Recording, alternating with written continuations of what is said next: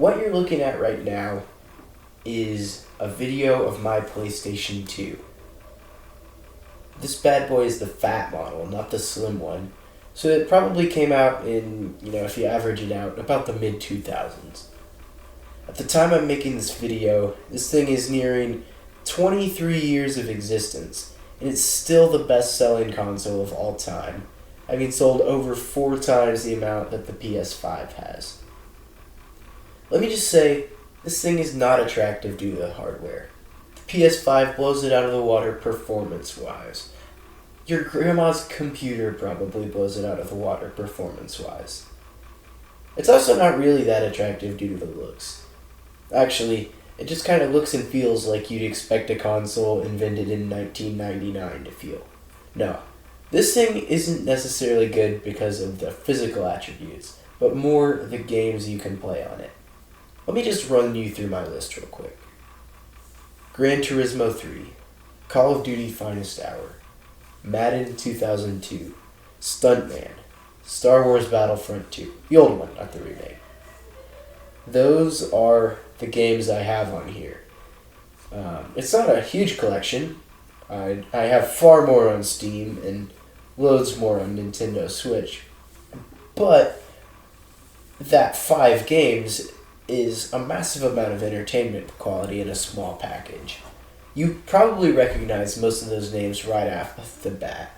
All of those were released between 2001 and 2005, which, in terms of gaming, is a crazy long time ago. Think about what came out in 1985. Super Mario Brothers. Then 15 years later, we had Halo. 15 years after that, we're looking at Batman Arkham Knight and Bloodborne.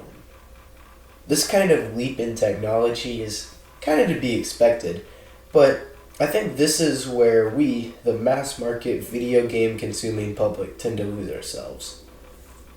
Just because a game is old doesn't necessarily mean it's bad. I mean, people back in the day played and loved Mario. They played and loved Halo. In 2015, people were playing the Batman games and they were playing Bloodborne like crazy. And, in 2030, who knows what we're going to be playing. But it's going to be a huge leap in technology from then. But the key point here is, just because those games are old doesn't mean they're bad. Back in the day, developers were taking the constraints given to them, and they were working within those constraints. That's what they did back then, that's what they're doing now. And they had to use some creative solutions, but they were able to make some absolutely incredible stuff. Saying that old games can't really compare to modern games is kind of like showing an art guru the Mona Lisa and then telling them that it's bad because it was made with oil paints and not Photoshop.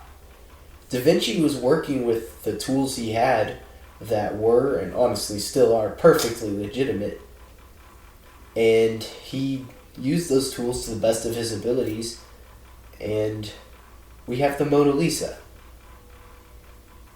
Leonardo da Vinci was using what he had to make something to the best of his abilities. And because of this, the Mona Lisa and The Last Supper are still amazing pieces of artwork. I feel kind of the same way about the games you can play on a PS2. Just look at this footage of Gran Turismo that's playing right now. Yeah, the graphics are a little bit low quality. There is no anti-aliasing, the reflections look bad, but if you look at the replay itself, you can kind of see the game's redeeming qualities. The car physics are really good. You can see things that only a car nerd would notice, like suspension travel and body roll that feels realistic to what the car would do in real life. Those camera angles, they feel like you're watching a real race. And just as a side note, this is a replay, not a pre-rendered cutscene. This was all somebody actually completing a race. And this footage in that race, there's more arcadey settings turned on, but there are ways to make the cars perform more realistically if that's more your thing.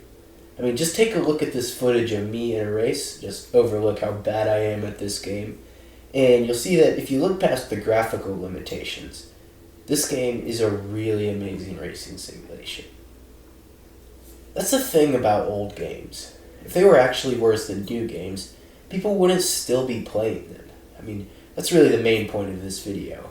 I mean, you don't even need a real PS2 to play a lot of these. You can just go download a questionably legal emulator and play them. I honestly prefer the authentic experience though. I really love turning mine on, popping in an old game and just relaxing. Obviously, the multiplayer servers are all gone, but there's a lot of games out there that are still a lot of fun to play by yourself. For the rest of the video, I'm going to highlight some of the games that I talked about at the start. So, you've already seen me playing Gran Turismo, so I'm going to jump straight to Call of Duty Finest Hour. This is kind of a classic in its own right. It's the console version of the OG Call of Duty game. Funnily enough, until I started filming footage for this video, I had been unable to get past a certain point in the first level, and the guy I was supposed to be following just kind of froze up, and the game was pretty much unplayable past that point. When I was trying to record this video, I somehow, just by a stroke of luck, managed to get past that bug, and I ended up playing the level for the first time. I know I just kind of talked about how great the PS2 was and then just straight told you a problem I had with it, but I mean, this is going to be a thing you're going to have to deal with if you're playing on a console this age. I might as well also add that my copy of Battlefront 2 is scratched up to the point where it just doesn't work anymore, which is really sad. I mean, I don't really blame the console for this, but in the digital age where you can just download stuff, it's a kind of annoying to deal with things like that. Other than those two little incidents though, I haven't really had any problems. All of my games work fine, and they don't have any bugs as far as I've seen. Another one I have is Madden 2002. I'm not even going to say that I'm even remotely good at this game. The 10 minutes of footage I recorded is mainly me just getting absolutely smacked by the 2002 AI. That said though, even though the game can be a little hard, it's probably the best one that I have. It doesn't have any of the DLC or microtransactions that I really hate about modern sports games, but it's still got a really fun and pretty in-depth football experience. It's not perfect, and it's by no means up to today's graphical standards, but it's still a really good game, and in my opinion it holds up even against some of the newer stuff. It's actually really hard to imagine a game getting worse reviews than Madden 24 has. I would actually recommend pretty much any of the Madden PS2 games, or also the NCAA football ones, as they're all fairly similar gameplay-wise, with the main difference being team selection and the different rosters. And it's also a lot of fun to play two-player if you happen to have a second controller. The last game I want to talk about is Stuntman. This video can't really cover the scope of this game, and I'm kind of planning on making another one about just this game, so let me know if you want that. But it's not as well known as the other ones, I'll just say. I think it's kind of a good example of how even the not as well known games were still a ton of fun. In this game, you control a stunt driver who has to carry out complicated stunt sequences that you can play back later like a movie scene. It has a pretty linear story that doesn't have much going for it, but if you play the game, you can definitely tell that a pretty high budget was put into it. Back in the day, most console games were put out by relatively major studios, which means that they all had either pretty consistent good quality or were just shovelware meant to saturate the market. Actually, just kidding, Larry Boy is the greatest game ever made.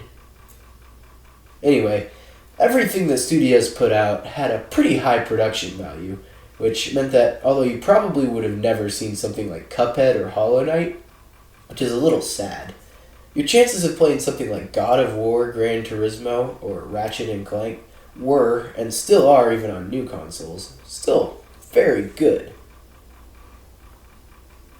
Alright, this is the end of my video, and I think I'll just wrap it up with a quick little conclusion. Should you buy a PS2? I don't know. It depends on your budget and whether or not you like old games better than new games. I would personally recommend it, but then again, I'm not super interested in playing a lot of the new releases. I paid about $100 for mine, and it came with a controller and everything I needed to get it up and running. And honestly, I feel like I've gotten my money's worth. I don't know. I can't make that decision for you, but if you're thinking about it, I would encourage you to go for it. It's an amazing experience just waiting to be had, and it kind of takes you back to the good old days. I hope you enjoy watching my video, and I hope you learned something new, and maybe I even brought some extra value to your day. See you next time.